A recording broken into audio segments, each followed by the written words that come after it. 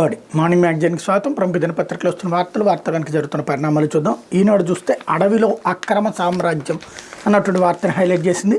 మాజీ మంత్రి పెద్దిరెడ్డి కుటుంబ ఆధీనంలో 10 కొద్ది ఎకరాలు, ఎఫ్ఎంబీలో 23.69 ఎకరాలు, రిజిస్ట్రేషన్ చేసుకుంది 45.8 ఎకరాలు, అడంగల్లోకి వచ్చేసరికి ఏకంగా 75.75 ఎకరాలు అటవీ భూమిని ఆక్రమించారని అనుమానం. అందులో సువిశాల వ్యవసాయ క్షేత్రం మధ్యలో విలాసవంతమైన భవనం, మార్కెట్ కమిటీ నిధులతో సొంత ఎస్టేట్ వరకు తారు రోడ్డు అంటూ దట్టమైన అటవీ ప్రాంతం మధ్యలో అద్దంలా మెరిసిపోతున్న బీటీ రోడ్డు. ఆ దారిలో వెళ్తే వందల మామిడి చెట్లు, పశువుల కోసం నిర్మించిన భారీ షెడ్లతో 10 కొద్ది ఎకరాల్లో విస్తరించిన వ్యవసాయ క్షేత్రం, దానిలో ఒక పక్కగా ఆధునికత ఉట్టిపడుతున్న అత్యంత విలాసవంతమైన భవంతి. ఇదంతా మధ్యయుగాల నాటి ఫ్యూడల్ ప్రభువుల లక్షణాలు పుణికిపుచ్చుకున్న మాజీ మంత్రి, ప్రస్తుతం వైకాపా పొంగనూరు ఎమ్మెల్యే పెద్దిరెడ్డి రామచంద్రారెడ్డి అక్రమ సామ్రాజ్యం. ప్రభుత్వ ప్రాజెక్టులకు 1 చదరపు గజం అటవీ భూమి తీసుకోవాలన్న సవాళ్ళకు అనుమతులు కావాలి. కేంద్ర పర్యావరణ అటవీ శాఖ నుంచి అనుమతి పొందాలి. కానీ పెద్దిరెడ్డి ఎకరాల కొద్ది అటవీ భూమిని దర్జాగా కబ్జా చేసేసి దాన్ని వ్యవసాయ క్షేత్రంగా మార్చేసి విలాసవంతమైన భవనం కట్టుకుని అక్కడికి వెళ్లేందుకు అటవీ భూమిలో ప్రభుత్వ సొమ్ముతో రహదారి కూడా నిర్మించేశారు.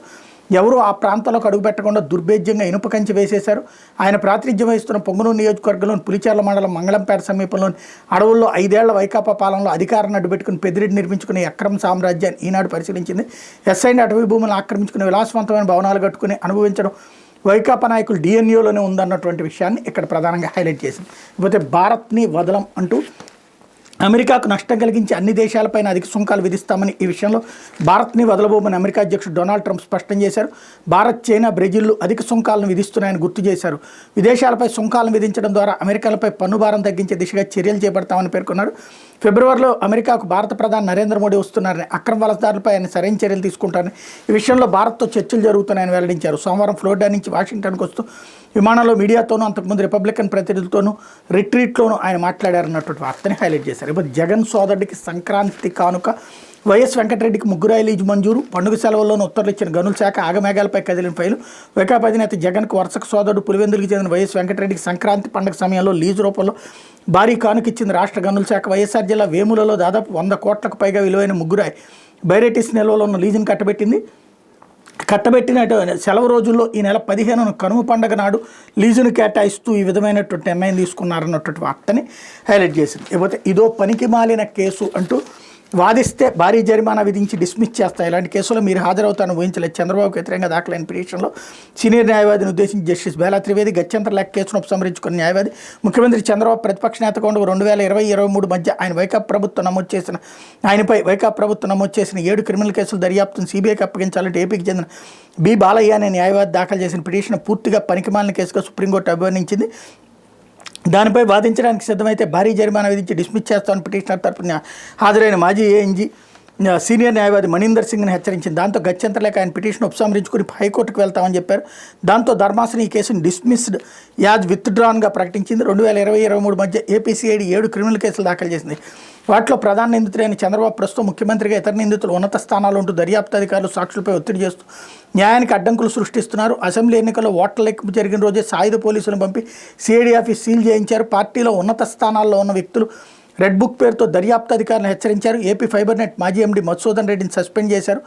బ్రూవరీస్ కార్పొరేషన్ అప్పటి ఎండీ వాసుదేవరెడ్డిపై కేసు నమోదు చేసిన నేపథ్యంలో గతంలో నమోదైన కేసులను దర్యాప్తుని సీబీఐకి అప్పగించాలని కోరుతూ దాఖలు చేసిన కేసు మంగళవారం జస్టిస్ బేలా త్రివేది, జస్టిస్ బాలచంద్ర వరాలే ధర్మాసనం ముందు విచారణకు వచ్చిన సందర్భంగా ఈ ఇన్సిడెంట్ జరిగింది అన్నట్టు వార్తని హైలైట్ చేశారు. అయితే మౌని అమావాస్యకు భారీ ఏర్పాట్లు అంటూ ప్రయాగ్రాజ్కి నేడు 10 కోట్ల మంది వచ్చే అవకాశం, కుంభమేళాలో ఇప్పటిదాకా 15 కోట్ల మందికి పైగా పుణ్యస్నానాలు అన్నటువంటి వార్తని హైలైట్ చేసింది ఫోటోతో సహా. అయితే ఇవాళ కొద్దిసేపటి క్రితం జరిగినటువంటి తొక్కిసలాటలో దాదాపు 50 మంది గాయపడ్డారు. మరణించింది ఎంతమంది అన్నది తెలియలేదు. మీడియా అయితే 7, 10 మంది, 14, 17 మంది దాకా చనిపోయారన్నటువంటి వార్తల్ని హైలైట్ చేస్తుంది.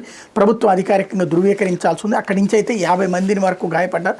వెంటనే వాళ్ళందరినీ అవతలకి తీసుకెళ్లడంతో పాటుగా మరొక వైపున అక్కడే సెక్టార్ 2లో ఆసుపత్రి కూడా ఏర్పాటు చేసి ఉండటం వల్ల అక్కడికక్కడే ట్రీట్మెంట్ ఇస్తున్నారు. అదే సందర్భంలో మిగతా తొక్కిసలాట జరగకుండా అఖాడా సభ్యులు అక్కడ తాము స్నానాలు చేయడానికి ఆగిపోయారు.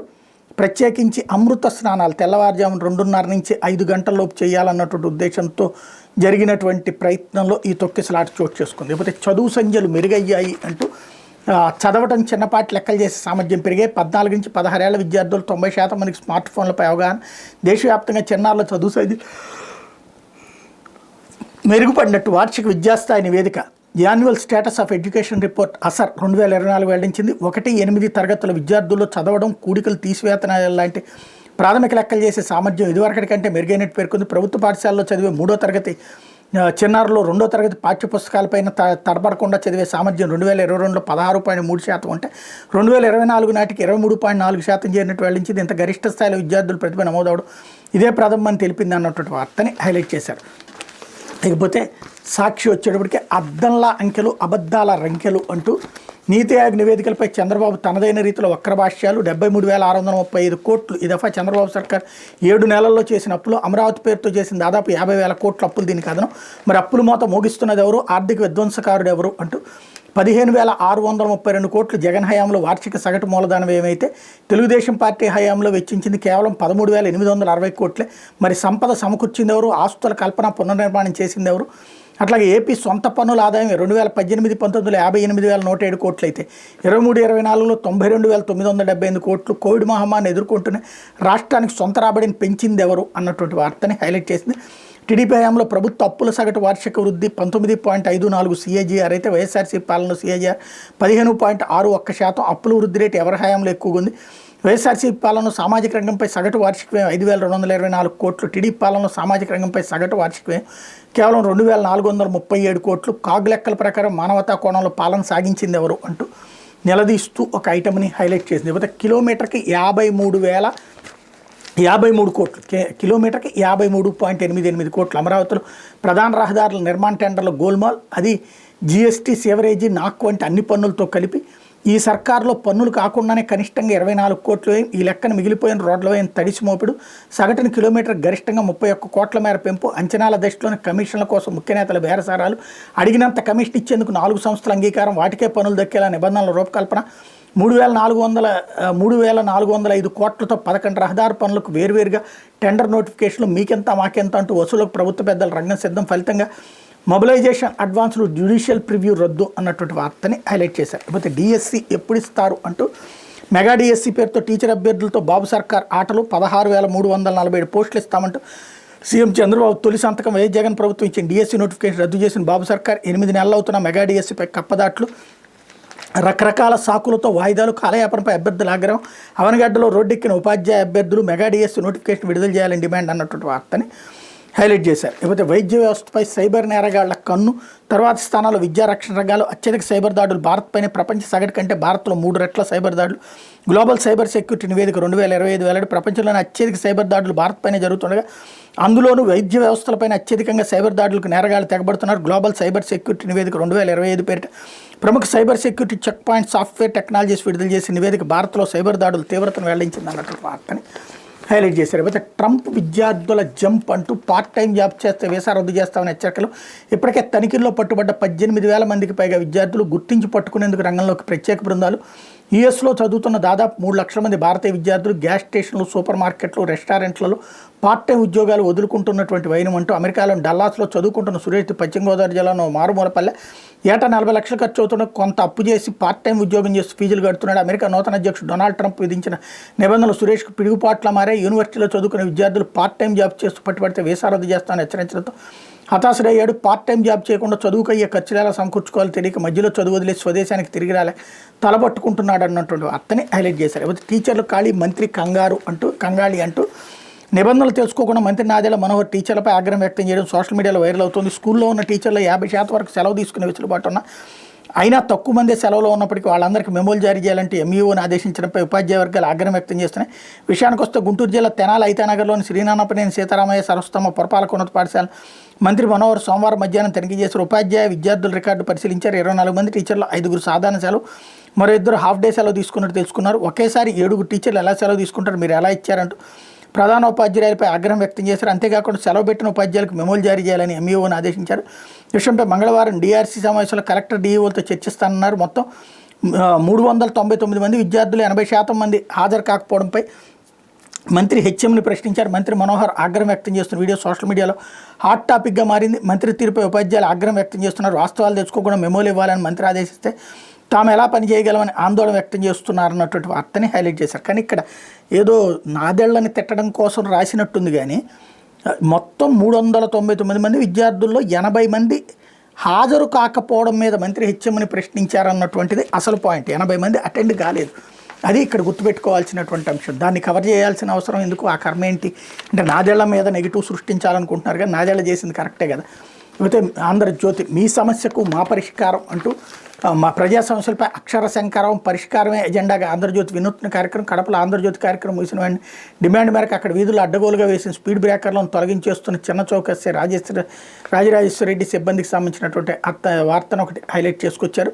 లేకపోతే నాడు నేడు ఫలితం 3 అంటూ జగన్ హయాంలో పాఠశాలలు బాగా ఉత్తుత్తే, వైసీపీ పాలనలో విద్యా ప్రమాణాలు హులక్కే, అక్షరాలు అంకెలు గుర్తుపట్టలేని స్థితిలో విద్యార్థులు, పాఠశాలలో తగ్గిన విద్యార్థుల హాజరు శాతం, మరుగుదొడ్లు తాగునీటి సౌకర్యాలు కరువే, 2018లో మెరుగ్గా ప్రమాణాలు, 2024 నాటి క్షీణత, జాతీయ సర్వే సంస్థ అసర్ నివేదికలు వెల్లడి అంటూ జగన్ హయాంలో నాడు నేడుపేట ప్రభుత్వ పాఠశాల రూపురేఖలు మార్చేసిన ఇంగ్లీష్ మీడియంతో విద్యా ప్రమాణాలు మెరుగుపరిచి సర్కారీ స్కూళ్లను ఉద్ధరించేశామని చేసిన ఆర్భాటం హులక్కేనని తెలిపింది. 100 కోట్ల ప్రజాధనాన్ని వెచ్చించినట్లు లెక్కలు చూపిన ప్రభుత్వ బడుల్లో కనీస సౌకర్యాలను కూడా కల్పించలేదన్న విషయం తేటతెలమైంది.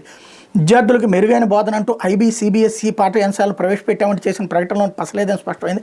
గత 5 ఏళ్లలో విద్యా ప్రమాణాలు నానాటికి తీసుకెట్టుగా మారిన విద్యార్థులు కనీసం అంకెల అక్షరాలను కూడా గుర్తించలేని స్థితికి దిగజారని జాతీయ సర్వే సంస్థ అసర్ కొండబద్దలు కొట్టింది. తాజాగా విడుదల చేసిన అసర్ నివేదికలో జగన్ హయాంలో చేపట్టిన నాడు నేడు ఫలితం ఒట్టి 3 తేలిపోయింది.